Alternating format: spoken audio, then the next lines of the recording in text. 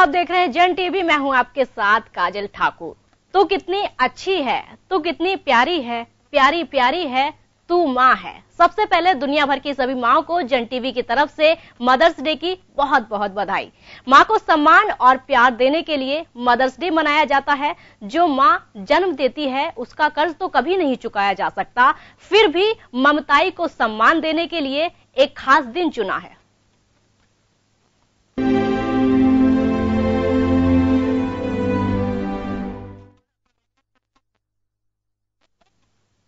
एक तरफ तो माँ के लिए मदर्स डे मनाया जाता है, लेकिन इससे विपरीत अगर देखें तो माँ पर अत्याचार किया जाता है। कई बार अत्याचार करने वाला कोई और नहीं बल्कि उस माँ ने अपनी कोख से जिसे जन्म दिया उसके अपने बच्चे ही होते हैं। पहले ये रिपोर्ट देखिए, उसके बाद चर्चा की शुरुआत करते हैं। मंजिल दूर और सफर बहुत है, छोटी सी जिंदगी की फिक्र बहुत है। मार डालती ये दुनिया कब की हमें, लेकिन माँ की दुआओं में असर बहुत है। ये लाइनें उस प्यारी माँ के लिए जो 9 महीने अपनी कोख में रखकर भारी पीड़ा सहकर नवजात को जन्म देती है। दुनिया भर के दुख उठाकर बच्चों को सुख देती है। खुद गीले में सोकर बच्चों को सूखे में सुलाती है। रोटी के 4 टुकड़े करके बच्चों को बांटती है और खुद भूखी रहती है। धूप में अपने सर का पल्लू बच्चे के सर पर रखती है। ये बस माँ ही कर सकती है। दुनिया की हर माँ को सम्मान और प्यार देने के लिए मातृ दिवस मनाया जाता है। इस दिन को मनाने का उद्देश्य माँ के लिए सम्मान और प्यार प्रदर्शित करने का होता है। माँ के लिए सम्मान और प्यार प्रदर्शित करने का होता है। माँ वो शब्द जिसकी तुलना कोई नहीं कर सकता और ना ही कोई इसकी जगह ले सकता है। माँ बच्चे के लिए सब कुछ होती है। ऐसा कहा जाता है कि भगवान अपने बच्चे की रक्षा के लिए हर जगह नहीं हो सकते, इसलिए उन्होंने सबके लिए एक माँ बनाई है। माँ भगवान का ही रूप होती है। मातृ दिवस विश्व के अलग अलग हिस्सों में अलग अलग तरीकों से मनाया जाता है, लेकिन ज्यादातर इसे मई महीने के दूसरे रविवार को मनाया जाता है। हालांकि भारत के कुछ भागों में इसे 19 अगस्त को भी मनाया जाता है। इस दिन को अमेरिकी आधार पर ज्यादा महत्ता दी जाती है। अमेरिका में इस दिन को उत्सव की तरह मनाया जाता है। इस दिन को मनाने के पीछे हर देश की अलग अलग कहानियाँ हैं।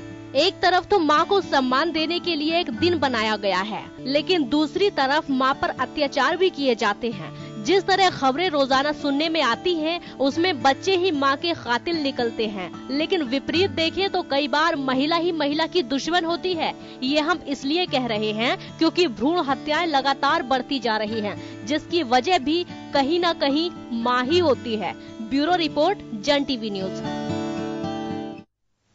और चर्चा में शामिल होने के लिए हमारे साथ कई मेहमान जुड़ गए हैं। तस्लीम बानो बीजेपी से, संगीता गर्ग कांग्रेस से और जीनत कैफे वरिष्ठ पत्रकार हमारे साथ हैं। सबसे पहले तस्लीम बानो जी के पास आऊंगी। तस्लीम बानो जी, मदर्स डे का मौका है, क्या कहेंगी आप माँ को, किस तरह से उनको बधाई देंगे, क्या संदेश आप मदर्स डे पर देना चाहेंगी? देखिए, सभी माँ को मेरी तरफ से बहुत बहुत मदर्स डे पर बहुत बहुत मुबारकबाद। संदेश में यही कहना चाहूंगी कि मांगने पर जहां पूरी हर मन्नत होती है, मांगने पर जहां पूरी हर मन्नत होती है, माँ के पैरों में ही वो जन्नत होती है। जी, संगीता जी क्या कहेंगे मदर्स डे? मैं देश की समस्त महिलाओं को मदर्स डे की बहुत बहुत शुभकामनाएं, बधाई देती हूँ कि कोई भी माँ ये सोचे कि वो पहले एक बच्ची थी और उसने भी जन्म लिया, उसकी माँ ने भी उसको जन्म दिया और आज उस माँ के रूप में वो हम सबको दिखाई देती कि वो एक माँ है, उसके भी बच्ची होगी, बच्चे होंगे, तो उसने भी जन्म दिया है। तो उस बच्चे की रक्षा करना हर एक माँ का कर्तव्य और जिम्मेदारी है, क्योंकि वो भी तो पहले कभी बच्ची थी और आज उसने माँ का वो दायित्व या वो पद ग्रहण किया है, जिसके चलते हम उस माँ को नमन करते हैं, या फिर ये कहें कि जगत जननी माँ कहा जाता है। नारी का सम्मान करना हम सबके, हमारे देश की संस्कृति भी है और इसी देश की संस्कृति ने हमें ये सिखाया है कि माँ जो है यानी कि लड़की, वो माँ, बहन, बेटी, पत्नी, बहुत सारे रिश्तों का रूप निभाती है और उस माँ का जो सबसे बड़ा कर्तव्य और जिम्मेदारी है वो है अपनी बच्ची को सहेजना, उसे बचाना। जी, माँ के लिए बहुत बहुत बड़ा दिन है ये, माँ के लिए बहुत सम्मान का दिन है। जीनत जी क्या कहेंगी माँ के लिए? जी, जी, मैं उस माँ को सल्यूट करती हूँ जो आज घर और बाहर की जो जिम्मेदारी है उससे बराबर निभा रही हैं जी, और अपने बच्चे और उसकी तरबियत के लिए सख्त मेहनत कर रही हैं। इस शेर के साथ मैं अपनी बात कहूंगी कि मैं एक बिल्कुल। शाख थी अब घना दरख्त बन गई, मैं एक शाख थी अब घना दरख्त बन गई, बच्चे ने प्यार से मुझे अम्मी कहा था जब। जी जी, बिल्कुल माँ के लिए बहुत सम्मान का दिन है और माँ के प्यार के लिए आपने बहुत अच्छी लाइनें कही और लाइनें तो तस्लीम जी ने कही थी। तस्लीम जी अपनी बात पूरी नहीं कर पाई थी, अपनी बात पूरी कर लीजिए तस्लीम जी, माँ के सम्मान के लिए। जी जी, देखिए, माँ वो चीज है जिसकी कमी अगर कोई सी भी चीज लाके खड़ी कर दोगे तो कभी पूरी नहीं हो सकती। जी, एक वो माई है जिसके दिल में औलाद के लिए बहुत दर्द होता है और वो माई है जो अपने सारे दुख सुख भूलकर उस बच्चे को अपनी गोद से पेट से परवरिश शुरू करती है और आखिरी दम तक उसकी जब तक उम्र भी पूरी हो जाती तब तक वो उसकी खिदमत करने को तैयार रहती है। वो माई है जिसके हाथ में दम नहीं होता फिर भी जैसी उसकी औलाद सामने आती है तो अपनी तकलीफ भूल के वो आज भी खाना देने को थाली लगाने को तैयार रहती है। माँ वो चीज है जिसको जितना सलाम करो इतना ही कम है।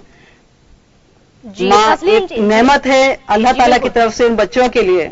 जी जी जी जी, तस्लीम जी जितनी अच्छी बातें आपने माँ के लिए कही जाहिर तौर पर वो सही भी है, क्योंकि जो एक माँ कर सकती है वो कर नहीं सकता कोई। जो माँ की तुलना कभी किसी से नहीं की जा सकती और माँ की जगह कोई नहीं ले सकता। माँ जितना कुछ कर सकती है, माँ अकेले चार बच्चों को पाल लेती है, लेकिन 4 बच्चों के लिए अगर दूसरी तरफ देखें तो एक माँ को पालना बहुत मुश्किल हो जाता है। ये भी एक सच्ची कहानी है और इसी दुनिया की कहानी है। तस्लीम जी क्या कहेंगे इस बात पर, दूसरी कहानी पर? जी, ये तस्वीर का दूसरा रुख है और ये आज की जो जनरेशन है जिस माहौल के अंदर पल रही है बढ़ रही है जिसमें उसके सारे संस्कार खत्म हो जा रहे हैं, उसी वजह से ये एक सिक्के का दूसरा पहलू भी देखने को मिल रहा है कि जैसे बच्चे जवान होते हैं बड़े होते हैं वो उस बात को भूल जाते हैं। कभी वो माँ के पेट में पलकर बाहर निकल के आए हैं और उस माँ ने परवरिश करके आज उनको किसी लायक बनाया है, पर आज की संस्कृति पर उनका इतना असर चढ़ चुका है कि जब अगर खाने की कोई चीज भी आती है तो अपनी वाइफ के साथ अपने बच्चों के साथ तो शेयर कर लेते हैं पर उस माँ की तरफ वो पलट के नहीं देखते हैं। जो माँ सुबह से शाम उस बेटे के इंतजार में बैठी रहती है, अपने बच्चों के इंतजार में बैठी रहती है कि बच्चा कब आएगा, मेरे पास से गुजरे, मैं उसको कुछ दूं, पर आज के इस माशरे में उसको इतनी फुर्सत भी नहीं है कि वो 2 पल अपनी माँ के पास आकर बैठे। लेकिन फिर भी इस माहौल में भी उस माँ को सलाम कि जो इतनी तकलीफ पा रही है, इतना दुख झेल रही, इतना टॉर्चर झेल रही है, फिर भी उसके दिल में उस औलाद के लिए आज भी हमदर्दी मौजूद होती है। जी, आपने बिल्कुल ठीक कहा ये बात। तो संगीता जी क्या आप सहमत हैं इस बात से? कहीं ना कहीं संस्कारों की कमी बच्चों में, क्योंकि जिस तरह से माँ को आज की जनरेशन की तरफ से टॉर्चर किया जाता है। संगीता जी क्या कहेंगी? देखिए, हमने वो श्रवण का युग भी देखा है, राम का युग भी देखा है और भारतीय संस्कृति में तो यूं कहें कि श्रवण और राम का युग देखने के बाद हमें आज ये कलयुग भी देखना पड़ रहा है, जहां बच्चे अपनी माँ को जिस माँ ने 9 महीने पेट में रख के उसको पाला पोसा और उसके बाद भी जन्म देने के बाद भी बड़ा किया, लेकिन बड़े होने के बाद में किस तरीके से माँ को दुत्कार दिया जाता है, ये भी एक हमारी संस्कृति के ऊपर कुठाराघात है। लेकिन एक चीज मैं और कहना चाहूंगी कि कुछ सामंजस्य का अभाव होता है या कुछ पेरेंट्स के बीच में कुछ दूरियां भी होती हैं। वो जो पहले जो चर्चाओं का दौर था पेरेंट्स के बीच, बच्चों के बीच में और माता पिता के बीच में, वो चर्चा का दौर भी कुछ हद तक सीमित हो चला है कि बच्चे अपने काम में बिजी हैं या माँ अपने काम में बिजी है। पर माँ भी अगर हाउसवाइफ भी है तब भी कहीं ना कहीं ये देखा जा रहा है कि जो वार्तालाप की कमी हुई है, ये आपसी सामंजस्य की कमी हुई है या उन संवेदनाओं की कमी हुई है, वो ये निश्चित रूप से मुझे लगता है जिम्मेदारियों का भार या तो बच्चों पे ज्यादा है या माँ पे ज्यादा है कि वो एक दूसरे के लिए वक्त नहीं निकाल पा रहे। सबसे बड़ी बात यह है, तो वो वक्त निकालना जरूरी है, आपसी संवेदनाओं का आदान प्रदान होना जरूरी है। आपके अंदर क्या कुछ चल रहा है, बच्चे के मन में क्या कुछ चल रहा है, वो भी माता पिता को भी जानना जरूरी होता है और बच्चे को भी जानना जरूरी होता है, क्योंकि जब पेरेंट्स एक उम्र के बाद जब उम्र बढ़ती है तो उनकी अपेक्षाएं बच्चों से ज्यादा बढ़ जाती है कि बच्चा मेरी बात सुने, मेरे पास बैठे, लेकिन वो समय का अभाव बच्चों के पास होता है कि वो बैठने का समय ही नहीं निकाल पाते। तो ये जो चीजें हम जिस कमी को महसूस करते हैं कि कामकाजी होना, या इस कलयुग में कहते हैं आपाधापी इतनी बढ़ गई, जो भौतिकवादी युग में अपेक्षाएं इतनी बढ़ गई कि उन अपेक्षाओं को, उन जरूरतों को पूरा करने के लिए समय ही नहीं है। तो जो समय का अभाव है, इसको कहीं ना कहीं बैठकर सामंजस्य से पूरा करना पड़ेगा। क्योंकि कुछ दिन पहले मैंने एक पेपर पढ़ा, तो ऐसा नहीं है कि मैंने पढ़ा दो यंगस्टर, दो यंग बच्चों, टीनेजर बच्चों ने आत्महत्या की थी। तो किस लिए? हम या तो हम भी बच्चों को नहीं समझ पा रहे, पेरेंट माता पिता भी नहीं समझ पा रहे कि अवसाद की स्थिति में बच्चा है तो क्यों है, और वो अवसाद में है या नहीं है, यही हम नहीं समझ पाते। बच्चे पेरेंट्स यही महसूस नहीं कर पाए कि बच्चा अवसाद में है। तो ये सारी चीजें जो हैं, तो मेरा मानना ये है कि जो वार्तालाप की कहीं ना कहीं समय बदला है, काम ज्यादा। संगीता जी जिस तरह की आपने बातें कहीं ना कहीं काम का बोझ जो है वो ज्यादा बढ़ गया है और समय उसमें नहीं मिल पाता। लेकिन जिस माँ ने हमें जन्म दिया है, क्या उसके लिए समय निकालना कौन सी मुश्किल की, कौन सी बड़ी बात है? हालांकि आपकी बात से मैं सहमत हूँ, जाहिर तौर पर वही होता है, आज की जो पीढ़ी है और आज का जो कामकाज बढ़ता चला जा रहा, लेकिन माँ के लिए समय निकालना। जी देखिए काजल जी, आप बिल्कुल सही कह रहे हैं। मैंने पहले ही आपको ये जिक्र किया कि हमने वो युग भी देखा, और हमारी संस्कृति में श्रवण कुमार जैसे बच्चे भी पैदा हुए जो अपने माँ बाप को तीर्थ ले जाने के लिए, तीर्थ कराने के लिए उनको दोनों तरफ कंधे पर लेकर जा रहे थे। तो वो श्रवण भी पैदा हुए, लेकिन कहीं ना कहीं आज उन श्रवण की कमी हो गई। क्योंकि बच्चे जो है वो अपनी माँ को, अगर कुछ बीमारी है, कुछ प्रॉब्लम है, तो उनको लगता है कि अब हम माँ को नहीं रख सकते। तो ये एक सबसे बड़ी विकट समस्या हमारे सामने उपस्थित, जो विकट समस्या जो हमारे सामने आ रही है, वो देखी जा रही है। लेकिन मैंने बताया जैसा कि सबसे बड़ी जो चीज है वो है समय।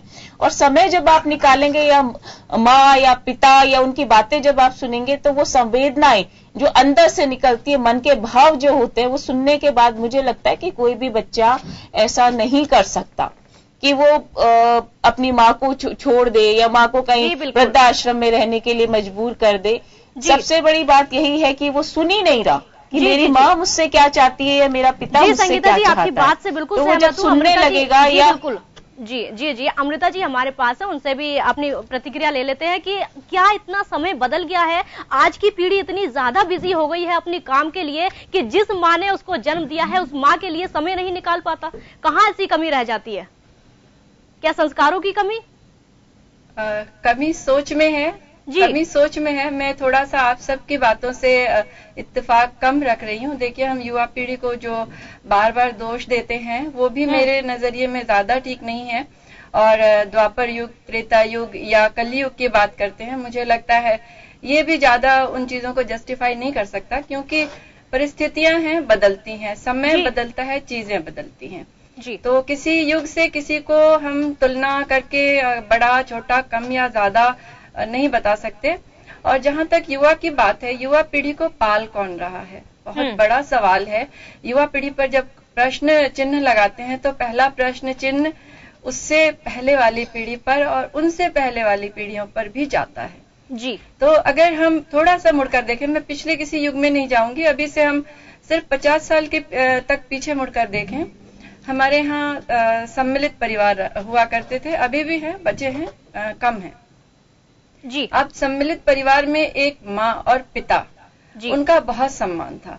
अगर माँ के बच्चे नहीं भी हैं, आप अगर पुराने जमाने में हमारी बुआएं या आप कोई और रिश्ते में देखें, कई बार होता था बाल विधवा हो गई, शादी नहीं की गई, वो भी उस परिवार में पलती थी, वो तो किसी की माँ नहीं थी, लेकिन वो बड़े सम्मान से घर में रहती थी। और घर के जो नई बहुएं आती थी, अगली पीढ़ी की जो बहुएं आती थी, वो भी उनके नीचे दबती थी। दबने का मतलब सम्मान करना कि हाँ, ये हमारी बुजुर्ग हैं, मेरी सास नहीं है लेकिन बुजुर्ग हैं। तो घर में जब एक वातावरण ये था कि मिलकर रहना है, बड़ों का आदर करना है, पहली चीज।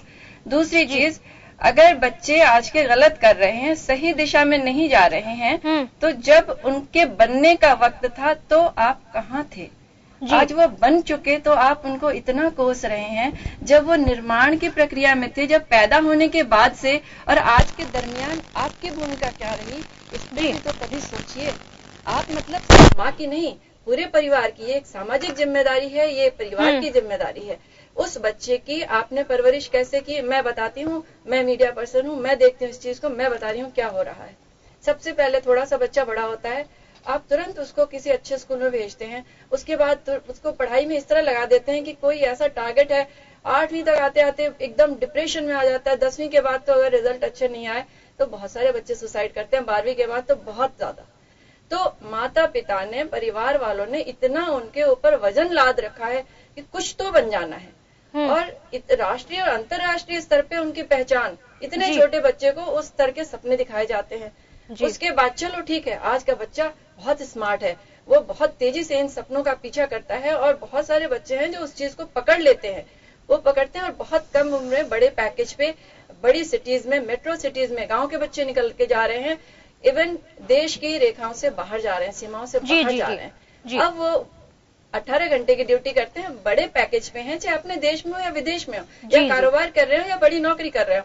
आप उनसे क्यों अपेक्षा करने लग गए कि वो आपकी देखभाल करे, जबकि ये सपने तो आप ही के पूरा कर रहा है। जी बिल्कुल, जी जी जी अमृता जी, जिस तरह की आपने बात कही, परिस्थिति में डाल रखा है। आपने उनको सम्मान करना, भावनात्मक चीजों में बहना सिखाया ही नहीं है। आपने सिर्फ मशीन बनाकर पैसा कमाना सिखाया, रिश्तों की कीमत और मूल्य आपने सिखाई नहीं। और एक उम्र के बाद जब आपको जाकर लगता है कि आपको उसकी जरूरत है, तो आप अपने हिडन एजेंडे पर आ जाते हैं। बेटा अब मेरे लिए कर, बहू मेरे लिए ये कर, तो ये कैसे होगा? आपने जी बिल्कुल, आपने अमृता जी जिस तरह की, जी बिल्कुल अमृता जी, सोचा होता, बच्चे को सोचाया होता तो वो सोचता।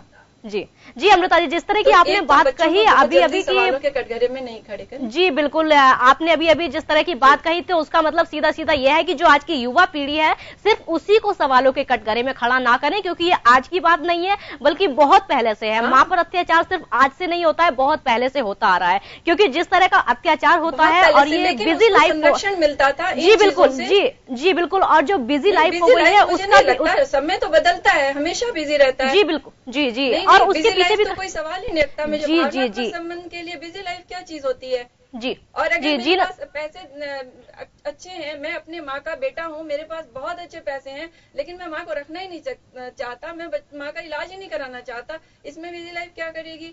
लाखों का वो कमा रहा है, लेकिन वो बीवी बच्चों के साथ वो हॉलीडेज पे चला जाएगा, 15 दिन 7 कंट्रीज घूम के आएगा, और माँ को एक अस्पताल में नहीं दाखिल कर सकता। इसमें समय की बात ही नहीं, इसमें भावना को समझने की बात है, और मनी मैनेजमेंट की बात है कि अपने मनी की वैल्यू वो किधर समझता है। आपने उसको सिर्फ पैसा कमाना सिखाया, वैल्यूज के लिए आपने उसको कभी वक्त ही नहीं दिया। तो कहीं ना कहीं माता पिता भी इसके पीछे होते हैं। जी जी बिल्कुल, कहीं ना कहीं माता पिता को इसके पीछे माना जाता है। दादा दादी, मैंने कहा दादा दादी बाहर नहीं है, ताऊ जी बिल्कुल, जी बिल्कुल, पूरे परिवार को जी, अगर उसमें बच्चे पलते तो उसका सर्वांगीण विकास होता। अब एक ही हमारा लक्ष्य है कि बच्चा पढ़ के अच्छा कमाए। आप किसी भी माता पिता से पूछ के जी बिल्कुल, बच्चे को पालना, जी बिल्कुल, जी जी, जीनत जी कहाँ तक सहमत हैं आप अमृता जी की बात से? जी जी जीनत जी, आप अमृता जी की बात से कहाँ तक सहमत है? क्योंकि उनका कहना है कि जो आज की पीढ़ी है, सिर्फ उसी की गलती नहीं है, उसके पीछे कहीं ना कहीं पूरी फैमिली का हाथ होता है, चाहे वो माता पिता हो या फिर दादा दादी हो। कहाँ तक आप सहमत है इस बात से? जी जी, गलतियां तो देखिए दोनों तरफ से हैं। हम भी अपने बच्चों को आजकल दोस्त नहीं समझते। तो बच्चे स्कूल से आते हैं तो फौरन ये कहते हैं कि होमवर्क किया तुमने, मतलब ये नहीं पूछते कि तुम्हारा दिन स्कूल में कैसे गुजरा है। और आज के इस मसरूफ दौर में मैं नहीं समझती कि जो मसरूफियत है वो मोहब्बत के दरमियान आड़े आएगी। एक माँ के लिए उसका बच्चा हमेशा ही मोहब्बत के काबिल रहता है, चाहे उसकी शादी हो जाए। आपने देखा होगा कि जब उसको आने में थोड़ी देर होती है तो माँ यही कहती है कि मेरा बच्चा अभी तक क्यों नहीं आया। वो ये नहीं कहती कि वो 40 साल का एक बूढ़ा हो गया है या वो एक मिडिल एज में है। तो मुझे ऐसा लगता है कि हमारी जो दोस्ती है ना, वो बच्चों के साथ बहुत कम होती जा रही है। मैं एक छोटा सा वाकया बताती हूँ आपको कि जब पिछली बार मदर्स डे आया था तो मैं बहुत बीमार थी, और मेरा जो किचन का जो सिंक है वो काफी ऊंचा है। तो मेरे बेटे ने कहा कि मैं मम्मी आपके लिए आज कोई गिफ्ट नहीं लाया। तो वो उसने टेबल लगा के और मेरे सारे बर्तन धोए और कहने लगा कि ये आपके लिए मेरा आज का गिफ्ट है। तो मैं समझती हूँ कि बच्चे तो बहुत अच्छे हैं, बस थोड़ी सी हमें उनके जो नोक पलक है वो तराशनी जरूरी है। उन्हें ये समझाना है कि वो जिस समाज में रह रहे हैं उसमें हम भी बूढ़े होंगे। और मैं ये भी कहना चाहूंगी कि अगर आज हम अपने माँ बाप को नहीं संभालेंगे, अपने सास ससुर की सेवा नहीं करेंगे, तो हमारे बच्चे भी आगे जाकर हमारी सेवा नहीं करेंगे। जी बिल्कुल, बच्चों को जी संस्कारों की कहीं ना कहीं बात आ जाती है। जीनत जी, जी मैं आपकी बात बिल्कुल, जी जाहिर तौर पर आपने जो बात कही, कहीं ना कहीं संस्कारों की कमी आ जाती है। और अगर समय की बात कही जाए तो माता पिता और पूरी फैमिली का हाथ उसके पीछे होता है। न्यूज कोऑर्डिनेटर योगेंद्र जी हमारे साथ हैं। योगेंद्र जी क्या कहेंगे इस पर, अपनी प्रतिक्रिया दीजिए। जी योगेंद्र जी, मैं सुन रहा हूँ, बहुत ही एक सार्थक चर्चा हो रही है। और यहाँ काजल सबसे बड़ी बात यह है कि अमृता जी ने जो बात कही है जी उससे भी मैं बहुत सहमत हूँ। पहले क्या होता था कि एक जॉइंट फैमिली होती थी, बहुत सारे लोगों को तो यही पता नहीं चलता था कि बच्चा किसका है, किसकी माँ कौन है। एक बड़े एक सामूहिक रूप से वहाँ एक नैतिकता के साथ साथ हमारे जो मूल्य हैं उनको भी हम बच्चों में स्थापित करने की कोशिश करते हैं। 99% पेरेंट्स ये चाहते हैं कि मेरा बच्चा बड़ा हो और बड़े होने के बाद में पड़ोसी से या कोई रिश्तेदार से हम उससे कंपटीशन भी करते हैं कि उसका पैसा 10 लाख कमा रहा है तो ये 20 लाख रुपए कमाना चाहिए। हमने उसको मशीन बनाने की कोशिश की। हमने कभी ये नहीं सोचा कि छोटा बड़ा बुआ मामा चाचा, देख लीजिए आप 50% बच्चे शायद छुट्टियों के अंदर, पहले छुट्टियां आती थी, बच्चे एक इंतजार होता था उनको कि हम लोग इकट्ठे होंगे, मौसी के बच्चे आएंगे, नानी के जाएंगे, वहां पे बुआ के भी बच्चे होंगे, परिवार में आएंगे, सब लोग एक 15-20 दिन का एक सिलसिला चलता था। अभी क्या हो गया कि छुट्टियां आ रही हैं, बच्चे को हमें ये सिखाना है, उसकी कोचिंग शुरू करवानी है, आपने उसको टाइम ही नहीं दिया। इसका एक सीधा मैं एक उदाहरण बताना चाहूंगा, दोनों ही तरफ का। जी बच्चे भी जिस तरह से नजरअंदाज कर रहे हैं पेरेंट्स को। मुंबई का आपको ध्यान होगा कि एक माँ इंतजार करते करते एक कंकाल के रूप में तब्दील हो गई। और जब पड़ोसियों को पता लगा, बच्चे यूएस से जब आया तो देखा कि वो किस हालत में थी। वो पैसे उस माँ के कोई काम की नहीं रही, और ना माँ को वो जो बच्चे से अपेक्षा ही कर रही थी, वो अपेक्षा उसके कोई उस अंतिम घड़ी तक कोई लायक नहीं रही कि जिसको देखना चाहती थी कि मेरे बगल में बैठ के बैठे। जी बच्चों को हमने इतना हिंसक बना दिया, हिंसक हमने बना दिया, बच्चे खुद नहीं बनते हैं। जी अभी मुझे अगर किसी से गप्पे लगाने हैं घर में, जी बिल्कुल वो ही इसके लिए दोषी है। अगर महिलाओं को पड़ोस की महिलाओं से खड़े होकर बात करनी है तो बच्चों को मोबाइल पकड़ा देंगी, वो कुछ भी देख रहे हैं या फिर टीवी देख रहे हैं, लेकिन उनको ये लगता है कि चलिए थोड़ी देर के लिए मुझे सुकून मिल रहा है, मैं पड़ोसन से गप्पे मार रही हूँ। हाँ। तो ये सब चीजें होनी नहीं चाहिए। हम बदल रहे हैं। आज ये देखिए, आज भ्रूण हत्या कितनी घटनाएं हो रही हैं, उसके लिए महिलाएं जिम्मेदार नहीं है, महिलाएं भी जिम्मेदार, विरोध करना चाहिए। लेकिन एक बेटे की लालसा है तो कहीं ना कहीं हम मदर्स डे का ऐसा वक्त आ गया कि मदर्स डे केवल एक दिन नहीं होना चाहिए, ऑलवेज मदर्स डे। माँ जिसने इस हमें पैदा किया है, एक माँ की भूमिका कोई नहीं निभा सकता। माँ माँ होती है, इसमें कोई संदेह नहीं है। और पता नहीं किसी ने सोच समझ के रखा होगा। हमेशा कभी भी आप देखिए, या तो जिसको जो मानते हैं, को अल्लाह को मानते हैं, वाहिगुरु को मानते हैं या राम को मानते हैं, उनके मुंह से ये निकलता है, कभी संकट होता है, यह निकलता है, ये माँ। कभी देखना है किसी के भी मुंह से, तो मुझे लगता है कि सृष्टि में माँ की बड़ी भागीदारी है और उन मूल्यों की आवश्यकता है। वास्तव में इस पर एक डिबेट होनी चाहिए, चर्चाओं की आवश्यकता है। और मैं तो जो पॉलिटिकल पार्टीज के जो हमारे साथी बैठे हुए हैं, उनसे भी गुजारिश करूंगा कि कम से कम बुजुर्गों के लिए, खासकर माँ हो चाहे बाप हो, उस दिन पेरेंट्स डे, फादर्स डे भी आएगा, फिर पेरेंट्स डे भी आते हैं। डेज बनाने का देखिए कल्चर अलग है, लेकिन फिर भी मैं तो कहता हूं कि अगर भावनाएं जागृत होती हैं, हम जिन मूल्यों का पतन होता जा रहा है, अगर वो मूल्य वापस स्थापित होते हैं तो भी मैं कहना चाहूंगा कि बहुत अच्छी बात है। लेकिन ऐसा बिल्कुल हम ये नहीं कह सकते हैं कि कुछ बच्चों की वजह से सभी माँ को और माताओं की वजह से बच्चों को हम दोषी ठहराते हैं। आज भी बच्चे बहुत हैं जो माताओं से अलग नहीं रहना चाहते हैं, बिल्कुल चिपक के रहते हैं और ये कहेंगे कि अगर जैसे कोई जॉब करती हैं महिलाएं, तो संडे उन बच्चों के लिए ऐसा लगता है कि जैसे हम बहुत बड़े कोई गार्डन में या 5 स्टार होटल में आ गए। वो माताओं को भी हम देखते हैं, उनके लिए बहुत सारी कोशिशें करते हैं। तो वो रियल सेलिब्रेशन जो उनका है, वो वही सेलिब्रेशन में जीनत जी की बात से मुझे लगता है एक मातृत्व जो इनका है कि बच्चे में वो भाव जो पैदा होते हैं कि चले मेरी माँ के लिए आज मैं अगर ये भी हेल्प करूंगा तो मुझे लगता है कि उनको अच्छा लगेगा। जी जी बिल्कुल, चीजों की आवश्यकता है। जी जी योगेंद्र जी, जी बिल्कुल, डिबेट चर्चाएं, मुझे लगता है कि जो खोया हुआ हमारा एक मूल्य है, या कहें कि मूल्यों का जो उसको खत्म हुआ है, शायद हम पाने के वापस स्थापित कर सकें। आवश्यकता इस बात की है। तो माँ और बेटे के और माँ बच्चों के जो संबंध रह पाएंगे, मुझे लगता है वो सार्थक परिणाम आ सकते हैं। काजल जी बिल्कुल, जी बिल्कुल, सार्थक परिणाम आ सकते हैं, क्योंकि जो माँ का विषय है, माँ जो कि बच्चों को जन्म देती है, इस तरह के उसके हक को लेकर और किस तरह की बच्चों के पीछे बच्चों को पालने की भूमिका माँ की होती है, इन बातों पर चर्चा होनी बहुत जरूरी है। और योगेंद्र जी ने अभी भ्रूण हत्या वाली बात कही थी। छोटा सा ब्रेक लेते हैं और ब्रेक के बाद भ्रूण हत्या पर चर्चा करेंगे और साथ ही महिला के हक पर भी चर्चा करेंगे। छोटा सा ब्रेक।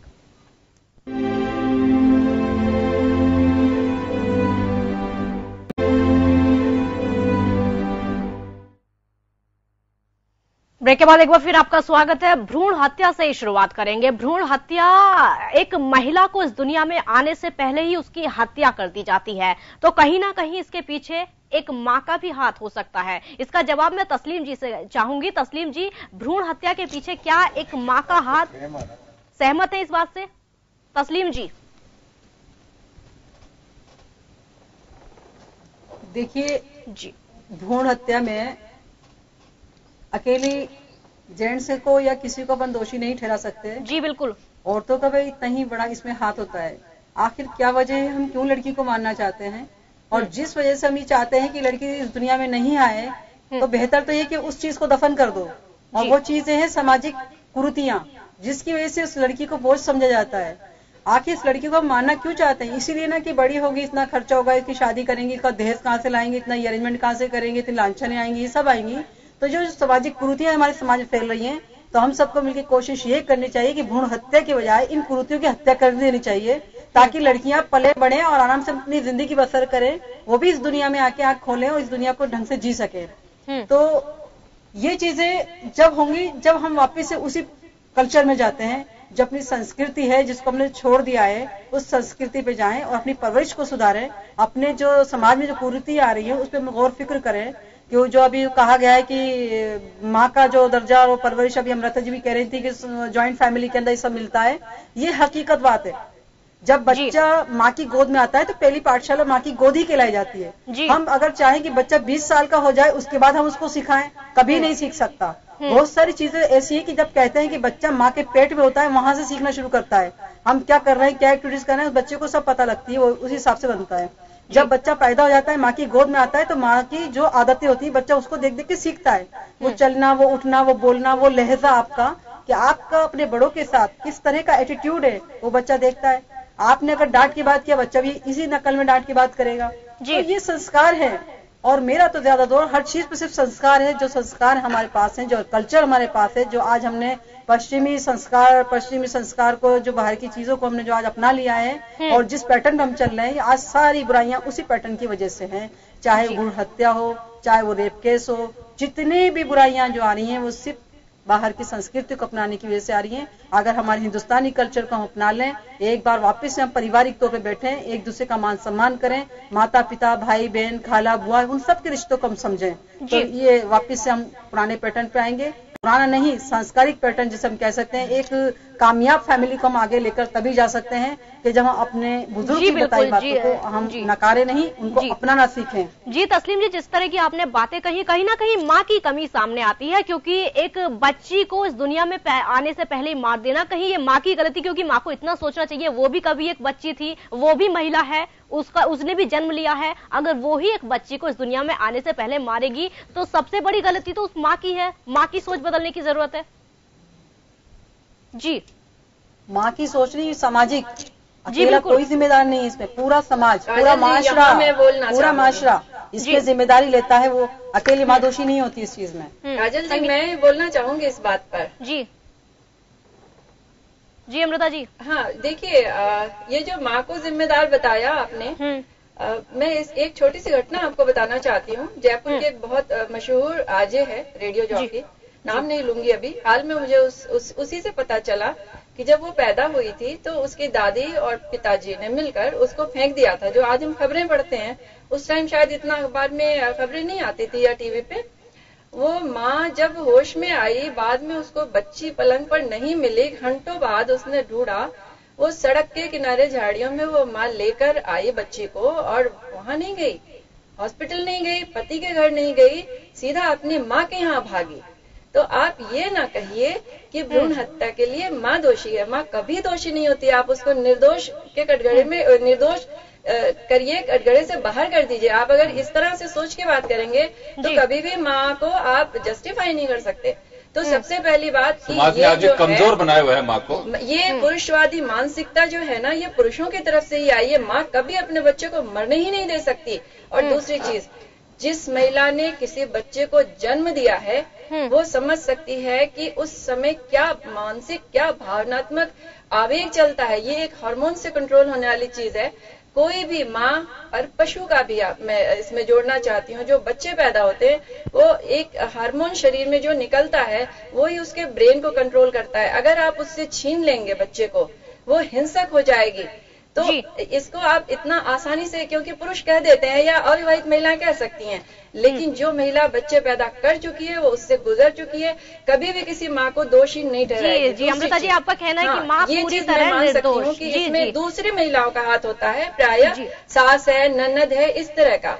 तो इसलिए सीधा सीधा जो बात है वो ये है कि ये हमारी सामाजिक सोच है। ये महिला या पुरुष नहीं, समाज की सोच है, सम्मिलित सोच है। और घर में जो पुरुष प्रधान परिवार है हमारा, इससे इनकार नहीं कर सकते। और प्रधानमंत्री जी ने जो यहाँ आकर बात बोली उससे मैं इत्तेफाक नहीं रखती। उन्होंने कहा था कि झुंझुनू में आने पर उन्होंने बोला था कि सास अगर चाहे तो बच्ची को बचा सकती हैं, वो ही उसको जिंदगी दे सकती हैं। नहीं, सास बचा सकती है लेकिन ससुर बचाने दे। जिस तरह की आपने बातें कही, मतलब परंपराएं बहुत गलत है, मिलकर निभा रहे हैं, इनको मिलकर रोकने की जरूरत है। और पुरुषों को आगे आना होगा। महिला चाह के भी अपने बच्चे को तब तक नहीं बचा सकती जब तक कि परिवार का पुरुष उसको बचाने ना दे, उसका साथ ना दे। महिला अपने घर की बच्ची को नहीं बचा सकती। जी अमृता जी, इसका मैं बहुत विरोध करती हूँ जो प्रधानमंत्री जी बोल कर गए। सास के हाथ में बिल्कुल नहीं है। हाँ, सास मानसिकता बदले, महिलाएं मानसिकता बदले कि क्यों बेटा,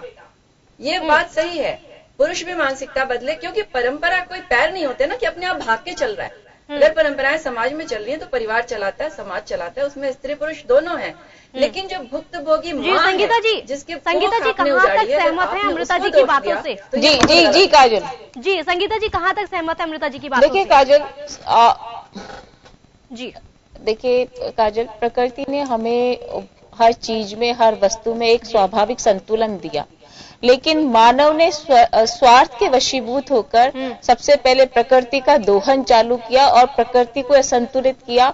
और ठीक वैसे ही पुत्र और पुत्री के बीच की जो खाई है उसको भी स्वार्थवश असंतुलित कर दिया। जी, जो स्वाभाविक संतुलन हमें प्रकृति ने दिया था उसको बिल्कुल असंतुलित करने का श्रेय किसको जाता है या उसका जिम्मेदार कौन है? निश्चित रूप से मानव है। क्योंकि ये बात बिल्कुल ठीक है कि अमृता जी जो कह रही थी कि मैं इस बात का पूर्ण रूप से सहमत हूं और समर्थन भी करती हूं कि मां कन्या भ्रूण हत्या के लिए उत्तरदायी नहीं होती जी। लेकिन हमारी जो सामाजिक चीजें हैं कि बेटी बड़ी होने के बाद में पराया धन होती है, जिस तरीके से हमेशा आज भी हम घरों में सुनते आते कि बेटी तो पराया धन है। जब वो बच्ची जब बड़ी होती है ना, तभी से उस बच्ची के सामने ये बात बोली जाती है और बच्ची को भी ये समझ में आने लगता है, धीरे धीरे वो बड़ी होती है कि मुझे पराया धन क्यों कहा जाता है, कि यानी मैं पराई हूं। दूसरी बात कि एक जो अशिक्षा है हमारे समाज में, जो अशिक्षा है, ग्रामीण परिवेश में आप जाएं तो जो लड़की जन्म लेती है उसके लिए आज भी महिला को उत्तरदायी बनाया जाता है कि महिला का इसमें रोल है कि इसकी बेटी पैदा हो। जी, पूरी तरह से महिला को जिम्मेदार ठहराया जाता है। साइंस के हिसाब से देखें, नहीं, महिला का कोई रोल ही नहीं होता। इसमें जो पूर्ण रूप से उत्तरदायी होता है वो सिर्फ और सिर्फ साइंस के हिसाब से सिर्फ और सिर्फ पुरुष होता है कि उसके बेटा है या बेटी है, इसके लिए सिर्फ पुरुष होता है। जी संगीता जी, आप जिस तरह की बात कह रही है साइंटिफिक तरीके से पुरुष पूरी तरह जिम्मेदार है, महिला इसके लिए जिम्मेदार नहीं हो सकती। लेकिन जो ग्रामीण सोच है, महिला का कोई रोल ही नहीं होता। नहीं, ये जो अशिक्षा का अभाव है ना हमारे यहाँ, ये अशिक्षा के कारण ऐसी भ्रांतियां लोगों में आज भी मौजूद है। और उसके चलते बच्ची अगर पैदा हो गई तो कई बार उस माँ को मारा जाता है। लेकिन मैं तो ये कहना चाहती हूँ कि माँ के जब पेट में अंश आता है ना बच्चे का, तभी से उसका जो आत्म जो उसके साथ जो जुड़ाव होता है वो उसी दिन से शुरू हो जाता है, जबकि माँ को ये पता नहीं होता कि मेरे पेट में पल रहा बच्चा बेटी है या बेटा है। लेकिन उसके साथ में उसका जुड़ाव उसी दिन से शुरू हो जाता है। लेकिन हमारी जो सामाजिक पृष्ठभूमि है, पुरुष प्रधान जो सोच है, उसके चलते उसको या तो प्रताड़ित किया जाता है या इस बात के लिए मजबूर किया जाता है कि आप पहले तो ये जांच करवाओ कि आपके बेटा है या बेटी है, और बेटी निकल गई तो अब आप इसको बाहर निकलवाओ। लेकिन आज मैं कहना चाहती हूँ कि महिलाएं मुखर रूप से कहने भी लगी हैं, इसमें भी कोई दो राय नहीं है। और क्योंकि उनको पता है कि मैंने तो 9 महीने इस बच्ची को पाला है या पालने वाली हूँ, मेरा तो अंश है, मेरा तो खून, चाहे बेटा होता तब भी वही था, बेटी होती तब भी वही था। और एक लाइन मैं और बताना चाहती हूँ कि हर माँ ये कहे अपनी सास को या जो भी उसको दबाव में ले रहा है कि अगर आप दादी बनना चाहती हो तो नानी किससे कहलाओगी? जी भाई, आप अगर दादी बनने की चाहत रखती हो, आपने दादी कहलाने की चाहत रखी, तो नानी भी तो आप बनना चाहती हो। नानी कौन कहेगा आपको? तो वो तो आपके जब बेटी के बच्चा होगा वही कहेगा। जी बिल्कुल, जी बिल्कुल। का जो संगीता जी आपकी बात से बिल्कुल सहमत है, वो एक माँ के लिए बेटा बेटी दोनों समान होते हैं, उसके लिए इतना सा दुख दोनों के लिए समान दुख होता है। जी बिल्कुल। जिस तरह की जीनत जी आपने बातें सुनी, सभी ने यहाँ पर बोला है भ्रूण हत्या के लिए कौन जिम्मेदार है। हालांकि सोच भी जिम्मेदार है, उसके लिए माँ पूरी तरह जिम्मेदार नहीं होती। आपने 3 लोगों की यहाँ पर बातें सुनी है, आपकी क्या प्रतिक्रिया इस पर? काजल, मैं कहना चाहूंगी कि एक माँ जब माँ बनने वाली होती है तो उस पर जो घर का जो प्रेशर है वो बहुत ज्यादा होता है। सास उसको कहती है कि अगर लड़की हुई तो फिर उसको दान दहेज देना पड़ेगा। उसको पति कहता है कि मैं तुझे घर से निकाल दूंगा। सास ये कहता है कि मैं ससुर ये कहता है कि मैं शराब पीकर तेरी इज्जत लूट लूंगा। तो चारों तरफ से उस पर इतना ज्यादा प्रेशर बनाया जाता है कि उस गरीब के पास कोई चारा नहीं होता। वो अगर अपने महके जाना चाहती है तो उसे जाने नहीं देते हैं। और महके में भी 10 प्रॉब्लम रहती है। शादी के बाद माँ बाप ये सोचते हैं कि ये अपने ससुराल में ही पड़ी रहे, हमारे पास ना आए। और जो लड़कियां काम नहीं करती हैं, बाहर जाकर जॉब नहीं करती हैं, उनके साथ तो ये जो दिक्कत है ये बहुत ज्यादा होती है। और मैं ये कहना चाहूंगी कि जो एक शेर है कि तहजीब ने जीने का हुनर तो सिखा दिया। जी, तहजीब ने जीने का हुनर तो सिखा दिया, तालीम से जाहिल की जहालत नहीं जाती। हाँ, तो लोग कितनी ही डिग्रियां हासिल कर लें, लेकिन उनके दिमाग में जो ये सोच बैठी हुई है ना कि अगर लड़की पैदा होगी तो इसको दान दहेज देना पड़ेगा और इसको पढ़ा लिखा कर दूसरों के घर में ब्याहना पड़ेगा। तो ये जो ये सोच है ना, उनके पुरुष की जो ये सोच बदलने का एक जिम्मा लेना चाहिए। और ये जो सोच बदलने की जो शुरुआत है ये घर से ही होना चाहिए। दरअसल माँ को अपने बेटे को ये समझाना चाहिए कि अगर बड़ा होकर तेरी बेटी होगी तो उसको बेटी ही समझना है। मैं तो ये भी नहीं कहती कि उसे बेटे के समान। जी बिल्कुल, नारियों के समान की आपने बात कही। जी जीना जी जी जीना जी, जिस तरह से आप बात कह रही है नारी का सम्मान होना चाहिए, क्योंकि हमारे देश में हमारे ही एक मजहब का उदाहरण देना चाहूंगी। जी जी जी जी, इस्लाम ने कहा है कि जब एक लड़की किसी के घर में पैदा होती है तो वो जैसे इतना बड़ा है कि जैसे खुदा का सलाम आया।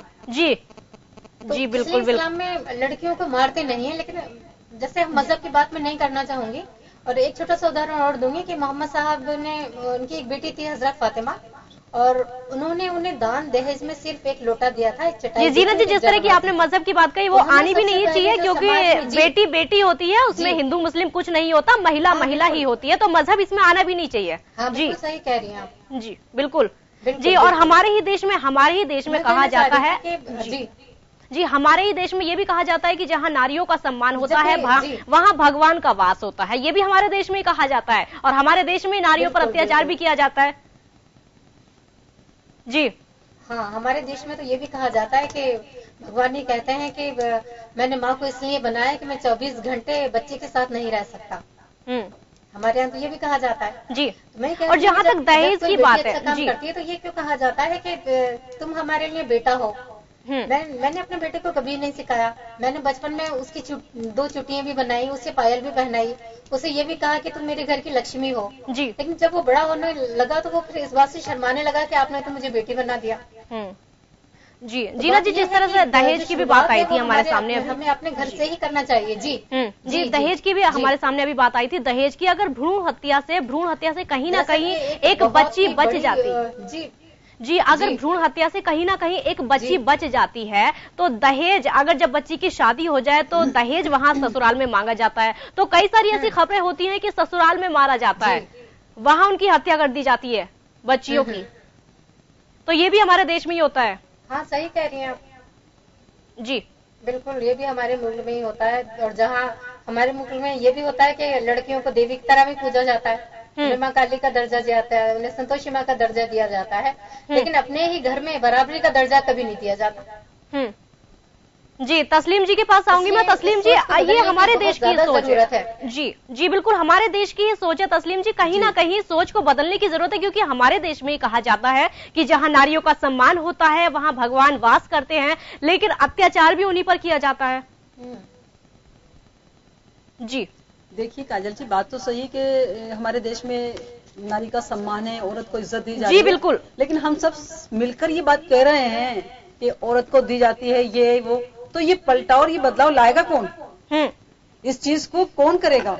हम सब एक दूसरे को यही करने के लिए यहाँ बैठ गए। आज हम यहाँ बैठे हैं, मदर्स डे के बारे में इसकी वैल्यू बता रहे हैं, माँ की वैल्यू बता रहे हैं, लेकिन इन सब चीजों को लेकर हमको एक तहरीक चलानी चाहिए। और जितने आजकल जो सोशल मीडिया के जो हम वर्क करते हैं ना, सारे दिन व्हाट्सएप फेसबुक ये सब, इन सब को छोड़कर इनके जरिए चाहे तो हम अच्छा यूज ले सकते हैं इसको, कि माँ के ऊपर एक टॉपिक शुरू कर दें कि माँ की इज्जत या संस्कार के ऊपर इस तरह की टॉपिक शुरू करें, बच्चों से कोई कंपटीशन करें, बच्चों को ये बताएं सिखाएं दर्जे, तो सारी चीजें धीरे धीरे लाइन पे आ सकती है। लेकिन तहरीक के तौर पर अगर शुरू करेंगे ये तभी हो सकता है, बातों से या ये वॉक टॉक शो से कुछ भी नहीं हो सकता। ये एक मैसेज हम दे सकते हैं कि मदर्स डे पे हमने एक अच्छा सा मैसेज दे दिया, लेकिन ये सिर्फ मैसेज ही रहेगा कि हाँ एक प्रोग्राम हमने कर लिया।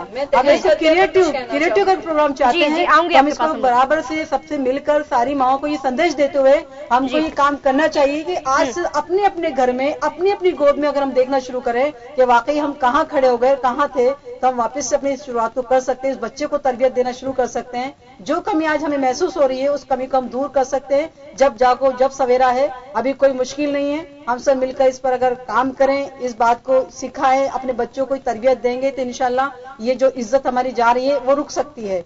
आज देखा कि एक छोटी बच्ची, 4 साल की बच्ची, चाहे 2 महीने की बच्ची, चाहे 12 साल की बच्ची, सबके साथ एक जैसा काम होने जा रहा है। मतलब कहीं कोई नैतिकता बची नहीं, 7 महीने की, कहीं कोई मसला ही नहीं है, कोई ये सोच ही नहीं रहा है कि और इसके पीछे क्या सोचे, इस पे अभी तक किसी ने गौर फिक्र नहीं किया। आखिर क्या वजह है कि इतनी हम जिम्मेदारियां ले रहे हैं, इतने हम बचाव के तरीके ले रहे हैं, इतने कानून बना रहे हैं, पर आज तक हम इस रेप केस को नहीं रोक पा रहे हैं।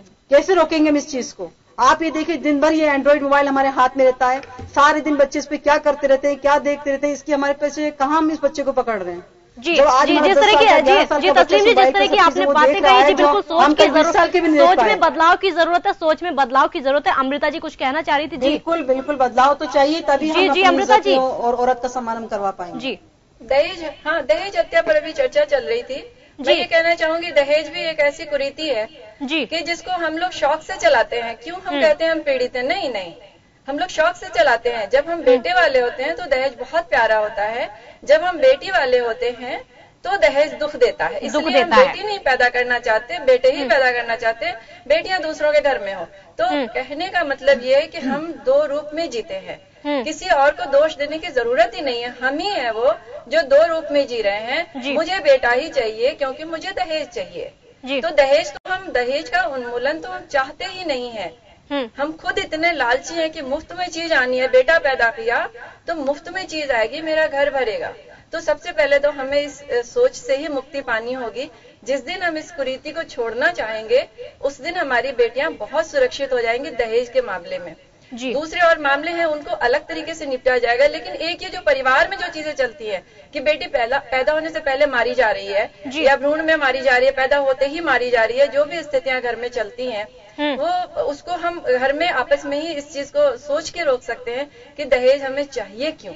तो और दूसरी आपस में सामंजस्य बैठाने की जरूरत है। लालच होता है, आपस में सामंजस्य बैठाने की बिल्कुल जरूरत है। बिल्कुल जी अमृता जी, जिसने सामंजस्य की और दहेज के लिए भी देखिए, पुरुष बहुत चालाक है, वो हमेशा बोलेगा सास लालची थी, सास को ये सामान चाहिए, साड़ियाँ चाहिए, अनाप शनाप चीजें, नहीं, ये भी जो सारी लिस्ट बनती है दहेज की, ये पुरुष बनाते हैं, घर का पुरुष निर्धारित करता है और महिला के माध्यम से इसका इम्प्लीमेंटेशन होता है। महिलाएं इसमें शामिल हैं, लेकिन इसका जो कर्णधार है वो पुरुष है, वो पुरुष ही है जो सारे निर्धारण करता है और जिस चीज को आगे बढ़ाता है। हाँ। तो जब इस चीज को बिल्कुल संगीता जी से लालच को छोड़ेगा और महिलाएं इसका विरोध करेंगी, तब जाके हम घर में बेटी को सुरक्षित पैदा होने देंगे, नहीं तो अच्छा है अगर कल को दूसरे घर में जाकर बिल्कुल संगीता जी दहेज हत्या के लिए कौन जिम्मेदार, कोख में मर जाए। जी संगीता जी, दहेज हत्या के लिए कौन जिम्मेदार? देखिए, एक तरफ तो हम ये कहते कि जी हाँ काजल, देखिए ये कहा जाता है कि नारी तू नारायणी, लेकिन नारायणी बनाने के पीछे हाथ किसका है? हम विष्णु भगवान का, है ना? तो हम जो आज यहाँ बैठ के पुरुष को सिर्फ ये कहें कि पुरुष ही हर चीज के लिए जिम्मेदार है, तो मैं इससे वाकिफ नहीं हूँ, क्योंकि पुरुष या पिता घर का पालनहार होता है, करता धरता है, वो घर परिवार को चलाता है। इस बात को भी हमें नहीं भूलना चाहिए, क्योंकि देखिए ये अतिशोक्ति है या अपवाद स्वरूप कुछ चीजें होती हैं कि कहीं महिला की गलतियां होती हैं तो कहीं पुरुष की गलतियां होती हैं जी। और जो आप दहेज की बात कह रहे थे, दहेज एक ऐसा दानव है, ऐसा राक्षस है जिसने जो भक्षण कर रहा है हमारे समाज का, और इसने एक ऐसा रूप ले लिया कि कहने को तो हमारे यहाँ पे भी कहा जाता है कि रोटी बेटी मतलब एक रोटी एक बेटी ऐसे कहा जाता है, लेकिन वो धरातल पर नहीं उतर रही वो चीजें। दहेज के लिए काफी ज्यादा विरोध भी किया गया, सब कुछ किया गया, लेकिन आज भी हम सभी इस धर्म से, संप्रदाय से यहाँ लोग बैठे हुए हैं, सबके यहीं पर दहेज रूपी दानव आज भी मौजूद है और इस दहेज रूपी दानव को हमें खत्म करना होगा। साथ ही साथ मैं ये भी बोलना चाहूंगी कि हम जब ये कहते हैं कि पुत्र कौन पैदा करता है, क्या पुरुष पैदा करता है? नहीं ना, बेटी भी औरत ही पैदा करती है और बेटा भी औरत ही पैदा करती है। तो नारी का सम्मान खोना, क्योंकि नारी ही है नर की खान। मैंने आपको कहा कि नारी का सम्मान न खोना, क्योंकि नारी ही है नर की खान। ये अपने आप में, जो मैंने सिर्फ एक वाक्य कहा, ये बहुत सारी चीजें अपने आप में समेटे हुए है। शब्द बयां करता है आपका ये वाक्य। मैंने पहले जी बिल्कुल बहुत सारे शब्द बयां करता है। तो मैंने आपको जो पहले जो बात कही थी कि हमारे यहाँ पे शिक्षा के अभाव के कारण महिला को जिम्मेदार ठहरा दिया जाता है पुत्र या पुत्री के लिए, लेकिन अब उसके कुछ भी पैदा हो रहा है, लेकिन बिना पुरुष के सहयोग के तो पुत्र भी पैदा नहीं कर सकती, पुत्री भी पैदा नहीं कर सकती। लेकिन होना किसका जरूरी है? नारी का। इसलिए मैंने कहा कि नारी का सम्मान न खोना, नारी ही है नर की खान। इस संस्कृति को, इस सृष्टि को एक नारी की वजह से ये सृष्टि चल रही है, लेकिन जिसमें असंतुलन हुआ वो किन कारणों से हुआ? वो हमारा स्वार्थ है, मानव का स्वार्थ है, जिसके पीछे बहुत सारे कारण रहे। जी बिल्कुल संगीता जी, जिस तरह की आपने बातें कही उसका एक छोटा सा रिएक्शन योगेंद्र जी से ले लेते हैं। योगेंद्र जी, ग्रामीणों वाली बात कही है कि एक बेटी और बेटा पैदा करने में महिला का हाथ नहीं होता, क्योंकि हम साइंस के तरीके से देखें तो। छोटा सा रिएक्शन। देखिए, इसमें कोई संदेह नहीं है, हम मदर्स डे के परिप्रेक्ष्य में बात कर रहे हैं। मदर्स डे हो नहीं हो, लेकिन माँ का क्या रोल होता है हमारे जीवन में, ये सब जानते हैं जी। 10 कमियां हम गिनाएंगे। माँ की खामोशी, उसे कमजोर नहीं कह सकते आप। जैसे हम चर्चा में आ रहे हैं कि इच्छा पुरुष की होती है, वो थोपी जाती है। अगर गर्भपात की बात हो, चाहे दहेज की बात हो, या वो चाह करके भी बच्चों के साथ में कोई मिसबिहेव की बात हो, माँ अपने दिल से कभी नहीं कहती है, और एक उसकी खामोशी को उसे कमजोर नहीं बना सकती, कमजोर नहीं समझना चाहिए। मैं तो कहूंगा कि सैल्यूट करता हूं उन महिलाओं को भी जो सहन करती हैं। वो कमजोर नहीं है, ये गलतफहमी होती है किसी के भी, एक कमजोर है, अबला है। वो उसकी सहन शक्ति का आप मजबूर कर रहे हैं, मतलब एक परीक्षा ले रहे हैं आप उसकी, और वो परीक्षा कभी आप पूरी कर ही नहीं सकते। एक महिला जो सशक्त हो सकती है, आप महिला की परीक्षा कभी पूरी ले ही नहीं सकते। महिला इतनी, मैं कहूंगा कि एक गहरा समुद्र है, एक विशाल हृदय है, और अंतरिक्ष जैसी उसकी सोच है, जो कभी कोई पूरी नहीं कर सकता माँ का रोल। और इसमें कोई संदेह नहीं है। जैसे हम कन्या भ्रूण हत्या की हम बात कर रहे थे कि इसके लिए महिलाएं जिम्मेदार, महिला एक मायने में जिम्मेदार है कि वो खामोश हो जाती हैं, और जो थोपते हैं उनके ऊपर सोच, हम उसका विरोध नहीं कर पाते हैं। इसी वजह से महिला को हम इसके लिए जिम्मेदार ठहराते हैं, लेकिन महिला की खामोशी को उसे कमजोर नहीं कह सकते। महिला के अगर कोई बच्चा बिछुड़ जाता है तो आप सोचिए कि पिता हो, चाहे दादा हो, नाना हो, नानी हो, उससे ज्यादा तकलीफ किसी महिला को होती है। और शायद यही बड़ी वजह होती है कि कई बार महिलाओं को इस तरह की चीजें बताई, खासकर माँ को नहीं बताया जाता जी। तो माँ होती है, चाहे कितनी बातों, कितनी नैतिकता में पता ना आए, कितनी बातें हम सोच सकते हैं, लेकिन माँ का जी, माँ की बराबरी कोई नहीं कर सकता जी, माँ की तुलना किसी से नहीं की जा। जी बिल्कुल जी जी जी योगेंद्र, जितनी बातें आपने कही जी, मैं आपकी सारी बातों से सहमत हूँ जी। जी समय की कमी है, मेरे पास छोटा सा रिएक्शन सबसे लेना है। तस्लीम जी के पास आऊंगी। माँ की जगह कोई नहीं ले सकता, माँ की तुलना किसी से नहीं की जा सकती, फिर भी माँ को उसका हक नहीं मिलता, माँ पर सवाल किए जाते। तस्लीम जी, छोटा सा रिएक्शन। देखिए, बेशक बात सही है कि माँ की तुलना हम किसी से नहीं कर सकते। जी, जो माँ का हक है और वो नहीं मिल रहा है, वो वही कल्चर, वही संस्कृति पे जाता है। और अगर हम कोशिश करेंगे तो उस माँ को भी हम वो दर्जा दिलवाएंगे, उसका हक भी दिलवाएंगे। मैं अपनी एक ही बात कहना चाहूंगी कि सख्त राहों में भी सफर आसान लगता है, सख्त राहों में भी सफर आसान लगता है। शायद मेरी दुआओं का असर लगता है, मेरी माँ की दुआओं का असर लगता है। जी बिल्कुल तस्लीम जी, इनकी आपकी इन्हीं अच्छी लाइनों के साथ मैं वाइंड अप करना चाहूंगी। मेरे पास समय की कमी है क्योंकि बहुत आपने बातें बताई मदर्स डे को लेकर, महिला को सम्मान के लिए। माँ चाहे माँ को कितना भी कोई कुछ कह ले, माँ की कितनी भी कोई कमी निकाले, लेकिन जो माँ का स्थान होता है, माँ की जगह कोई नहीं ले सकता, माँ की तुलना किसी से नहीं की जा सकती। मेरे पास समय की कमी है। आप सभी लोगों का बहुत बहुत शुक्रिया मेरे साथ जुड़ने के लिए। देखते रहिए जन टीवी। नमस्कार।